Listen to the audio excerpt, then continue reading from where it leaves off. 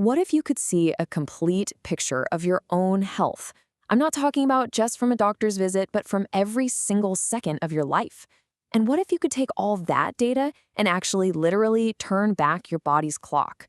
Okay, let's get into this. We're going to dive into the fascinating idea of biohacking our way to a younger, healthier self. So that's the big question, right? Can we really rewind aging with data? This is the question at the very heart of what innovator Tsuyoshi Takashiro is trying to do. Now, I know it sounds like something straight out of science fiction, but the tools to actually try this are being built as we speak. So, where did this incredibly ambitious idea even come from? Like so many game-changing projects, this one didn't start with a piece of technology. It started with a really personal and tragic experience. About 8 years ago, a close friend's wife was diagnosed with breast cancer at a young age. And that single event, well, it became the spark for everything that came next. After they had tried all of the most advanced treatments available in Japan, he took her to one of the top cancer centers in the world, over in New York. And what he saw there, wow, it was a completely different universe of medicine.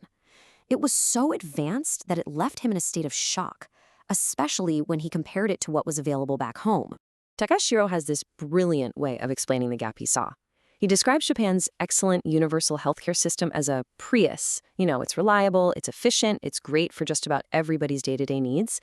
But for really complex diseases or for people who want to push the absolute limits of their health, you don't need a Prius, you need an F1 car. That's the super high-tech, personalized genetic-level medicine he saw in the US. And he realized there was this massive gap that just had to be filled. So that whole experience led him to a really crucial insight. The problem wasn't just about getting better technology. It was about a completely different philosophy of care. It was time for a new paradigm, one that sees a patient not as a collection of symptoms, but as a whole person. And that new paradigm is called integrated medicine. The whole idea is to take the best of Western medicine as your foundation, but then combine it with other proven approaches, things like nutrition, psychology, even Eastern medicine, to build a complete 360-degree picture of a person's health. This slide really nails the difference. Dr. Miwa Sakurako, who's the director of Takashiro's clinic, explains it perfectly. She says that traditional medicine often sees a patient as a series of points, treating the heart, then the lungs, then the stomach, all separately. Integrated medicine, on the other hand, tries to see the entire surface, to understand how everything is connected so you can find the root cause of a problem, not just slap a Band-Aid on a symptom. So how in the world do you see the entire surface of a person? The answer? Data. A massive, massive amount of data, all brought together to create a virtual replica of you. They call it a digital twin. Okay, so the foundation of this digital twin, it's built on 3 essential layers of information. First up, you've got your traditional blood data. This gives you a snapshot of what's happening inside your body right now. Second, your genetic data, your body's actual blueprint. And third, and this is key, a constant stream of wearable data from something like a smartwatch capturing your life 24/7. Now, when you combine these 3 layers, something pretty remarkable happens. You create this dynamic virtual model of yourself. And this isn't just a spreadsheet full of numbers. It's a powerful tool that can show you hidden connections and truths about your health that would be literally impossible to see from any one of those data points alone. And one of the most powerful things you can learn from your digital twin is your biological age. This is the real age of your body, based on how healthy your cells and organs actually are. So you might be 40 years old on your driver's license, but your biological age could be 32, or it could be 52. The ultimate goal here is to make your biological age younger than your actual age. That, in a nutshell, is reverse aging. All right, this all sounds pretty cool in theory, right? But what does it actually look like when you put it into practice? This is where the data stops being just abstract numbers and starts telling some intensely human stories. Okay, get this. There's this incredible story about a ramen shop owner from Kyoto. His wearable data showed this huge spike in stress markers back in December. Then in January, the data showed he was walking an insane amount. The numbers by themselves were just a mystery.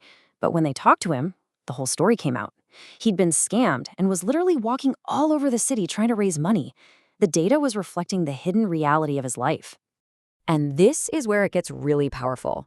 Instead of just saying, oh, your stress is high, Takashiro could look at that data and tell him, look, the numbers prove your body is handling this immense stress. You are resilient. You've got this.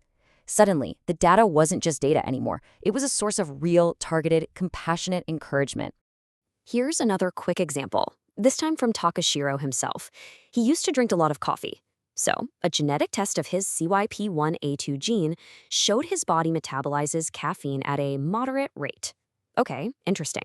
But when he layered that genetic fact on top of his Apple Watch data, he could pinpoint the exact time every day that he needed to have his last cup of coffee to optimize his health and sleep. It's biohacking at its most practical. Now look, this approach also includes some technologies that are way out on the cutting edge of science, and Takashiro is totally upfront about it. He knows people are going to find some of this stuff suspicious, but he makes a great point. Just because we can't fully explain how something works yet doesn't mean it's not effective. This is where things like the Oberon and Timeweaver devices come in. They operate in the quantum realm, analyzing the body's energy frequencies. But here's the most important part. These are never used by themselves. They're treated as just one more layer of data. And they're always analyzed right alongside the hard data from blood tests and genetic sequencing to build the most complete picture they possibly can. So, what's the end game here? What's the ultimate goal of all this crazy tech? Well, it's definitely not just about creating some high-tech clinic for the super wealthy. The vision is much, much bigger than that. Takashiro's entire mission is what he calls the democratization of this advanced, personalized medicine.